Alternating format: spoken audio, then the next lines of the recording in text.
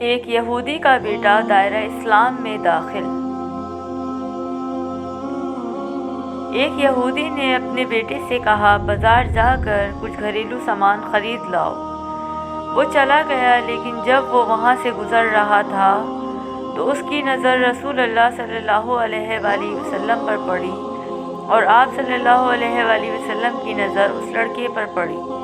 اس کی نگاہوں کا اثر اتنا زیادہ تھا کہ لڑکا وہیں بیٹھا اور دیر تک بیٹھا رہا۔ وہ یہودی کبھی اندر جاتا، کبھی باہر آ کر معلوم کرتا کہ لڑکا کہاں ہے، ابھی تک نہیں آیا تھا۔ سورج اب غروب ہو چکا ہے۔ شام کو لڑکا گھر آیا تو باپ نے پوچھا، اے نادان، تاخیر کیوں؟ باپ کو بہت غصہ آیا کہ وہ بڑا جاہل اور پاگل بچہ ہے۔ اس نے اسے جلدی آنے کو کہا، لیکن اتنی دیر لگ گئی۔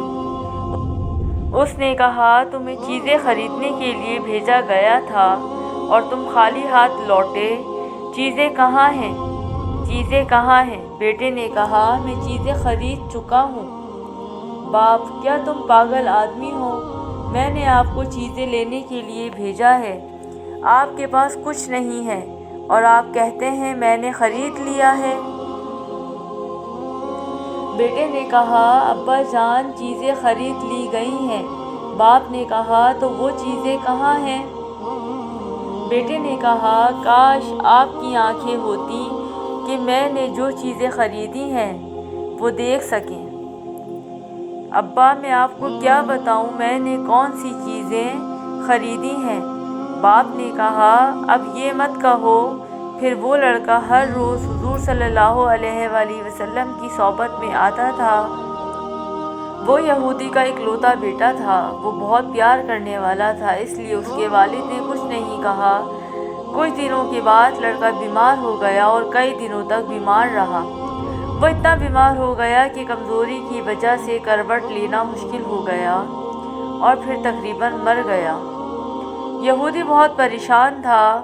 وہ بھاگ کر حضور صلی اللہ علیہ وآلہ وسلم کے پاس آیا اور کہا، میں آپ کے پاس آیا ہوں، آپ جانتے ہیں کہ میں یہودی ہوں، میں آپ سے متفق نہیں ہوں، لیکن میرا بیٹا آپ کا پیروکار ہے، وہ بیمار ہے اور مرنے والا ہے، وہ دن رات تمہیں یاد کرتا ہے۔ کیا یہ ممکن ہے کہ آپ اپنے دشمن کے گھر آ کر اپنے عاشق کو ایک نظر دیکھنا چاہیں؟ کیا یہ خواہش پوری ہوگی کہ وہ مرنے سے پہلے تمہیں دیکھ لے؟ وہ کسی اور چیز کی خواہش نہیں رکھتا۔ حضور نبی اکرم صلی اللہ علیہ وآلہ وسلم نے اپنے صحابہ سے فرمایا کہ میرے ساتھ چلو اور ہمارے عاشق سے ملنے چلو، یہ اس کی دنیا میں آخری بار ہے، ہم اسے کچھ دینا چاہتے ہیں، اس سے پہلے کہ وہ آنکھیں بند کر لے، چلو۔ یہودی کے گھر پہنچ کر لڑکے کی آنکھیں بند تھیں۔ حضور صلی اللہ علیہ وآلہ وسلم کا تمام فضل حسن ہے۔ اس نے اپنا مبارک ہاتھ لڑکے کی پیشانی پر رکھا۔ لڑکے کی آنکھ یوں کھلی جیسے زندگی لوٹ آئی ہو، جسم میں طاقت تھی اور کمزوری میں جوانی۔ اس نے آنکھیں کھول دیں۔ اس نے حضرت محمد صلی اللہ علیہ وآلہ وسلم کے چہرے کی طرف دیکھا۔ اس کے چہرے پر ہلکی سی مسکراہٹ نمودار ہوئی، اس کے ہونٹ پھٹ گئے اور مسکراہٹ پھیل گئی۔ حضور نے فرمایا، اب کلمہ پڑھو۔ لڑکے نے اپنے باپ کے چہرے کی طرف دیکھا تو یہودی نے کہا، میرے چہرے کو کیا دیکھتا ہے؟ وہی کرو جو ابو القاسم محمد ابن عبداللہ صلی اللہ علیہ وآلہ وسلم کہتے ہیں۔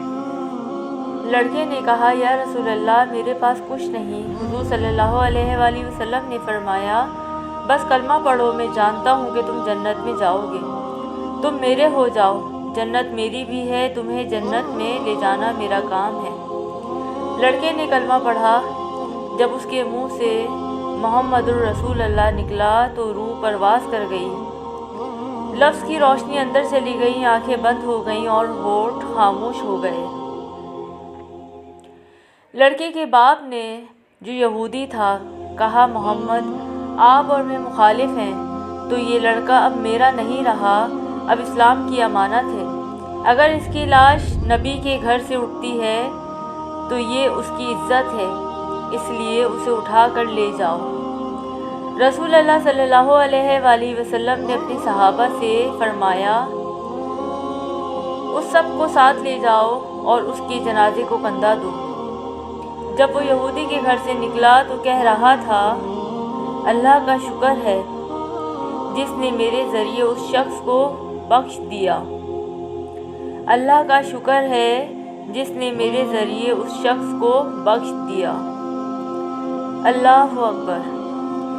उस आशिक की मैयत का क्या मकाम होगा जिसे सहाबा कराम रिज़वानुल्लाह अलैहिम अजमईन जैसी अजीम हस्तियाँ अपने कंधों पर उठाए हुए थी और ख़ुद हज़रत मोहम्मद मुस्तफ़ा सल्लल्लाहु अलैहि वसल्लम आगे हैं। कब्र तैयार की गई, कफन पहनाया गया। हुज़ूर सल्लल्लाहु अलैहि वसल्लम कब्र के अंदर तशरीफ़ ले गए। काफ़ी देर तक कब्र में खड़े रहे और फिर अपने हाथों से अपने आशिक की मैयत को अंदर ले गए। वो कब्र के अंदर उंगलियों के बल चल रहे थे, पाँव पूरे ना रखे। जब रसूलुल्लाह सल्लल्लाहु अलैहि वसल्लम काफ़ी देर बाद कब्र से बाहर तशरीफ़ लाए, उनके चेहरे पर हल्की सी जर्दी छाई थी और वो थका हुआ महसूस कर रहे थे। सहाबा ने पूछा, या रसूलल्लाह क्या बात है? सबसे पहले तो ये बताइए कि आपने अपने मुबारक कदमों को कब्र में क्यों नहीं रखा? आप उंगलियों के बल क्यों चलते रहे?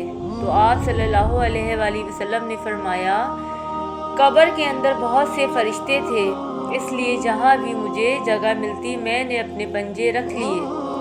पाँव रखने की जगह नहीं थी। मैं नहीं चाहता था कि मेरा पाँव फरिश्ते के कदमों पर पड़े। फिर सहाबा ने पूछा, तुम कब्र के अंदर क्यों गए? चलो। हुज़ूर सल्लल्लाहु अलैहि वसल्लम ने फरमाया कि मैंने उस लड़के से कहा कि मैं तेरी कब्र को जन्नत बना दूंगा, तो अब वो कब्र के अंदर गया ताकि उसे जन्नत बना दे। सहाबा ने अर्ज़ किया, फिर हुज़ूर सल्लल्लाहु अलैहि वसल्लम इतने थके हुए क्यों हैं? आप सल्लल्लाहु अलैहि वसल्लम ने फरमाया, मैं थक गया हूँ क्योंकि फ़रिश्ते इस आशिक इस्लाम के पैरोकार को देखने के लिए आ रहे थे और वो मेरे पास से गुज़र रहे थे। मैं उनकी वजह से थक गया हूँ। सुभान अल्लाह। प्यारे दोस्तों, अगर पोस्ट पसंद आए तो दूसरों के साथ शेयर करें। हो सकता है उसे पढ़कर बहुत से लोगों को तहरीक मिले और वो दायरा इस्लाम में दाखिल हो जाएं। अल्लाह आपको बहुत जज़ा दे। आमीन।